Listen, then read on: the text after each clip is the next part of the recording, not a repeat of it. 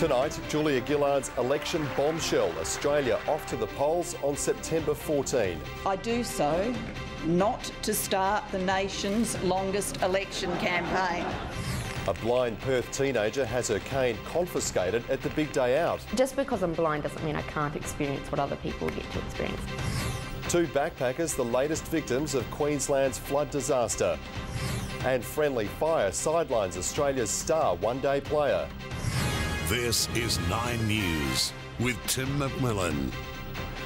Good evening. The gloves are off and the campaign is on. Prime Minister Julia Gillard today calling an election for September the 14th. It'll be the longest federal campaign in history. The PM says she's announcing the date 8 months early to remove uncertainty and allow the nation to focus on policies rather than politics. Here's Laurie Oakes.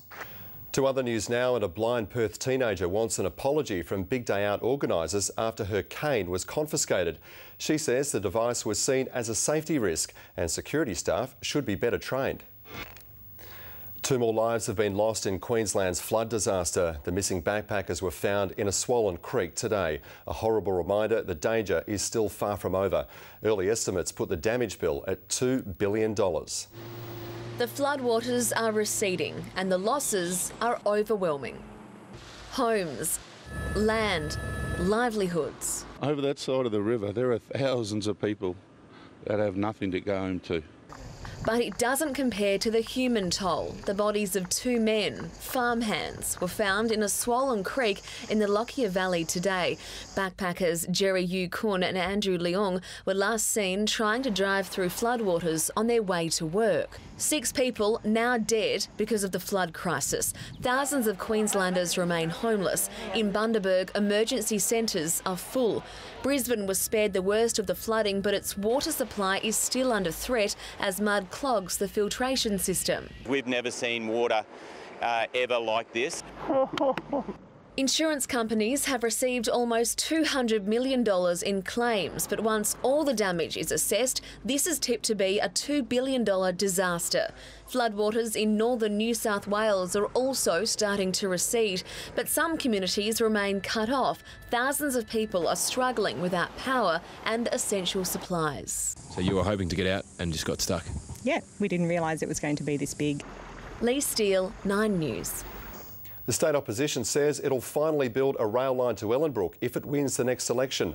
The Liberal government scrapped the plans 3 years ago, saying it was misled by Labor about the project's viability.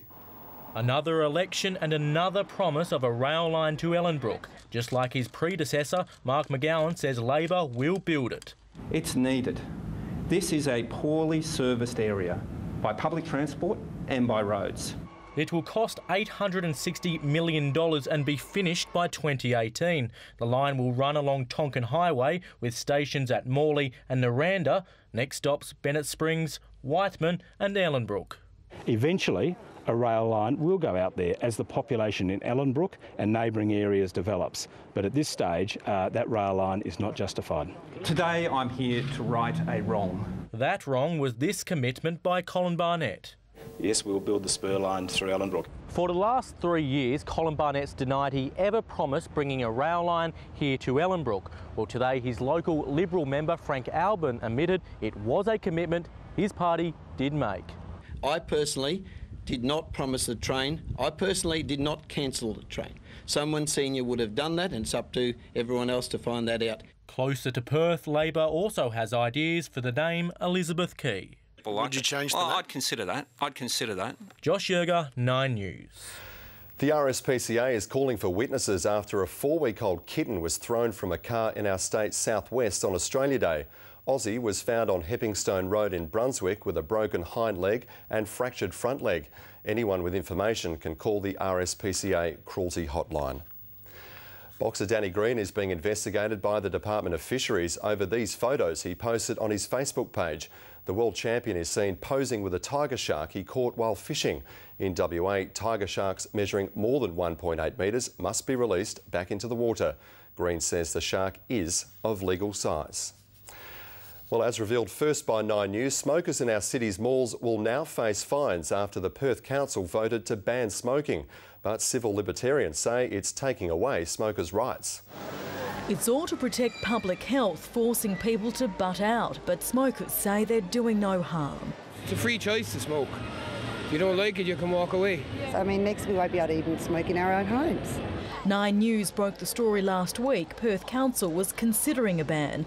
Last night it voted to outlaw smoking in Hay and Murray Street malls and Forest Place. And we've had a lot of people complaining to us about the passive smoking that is forced upon them.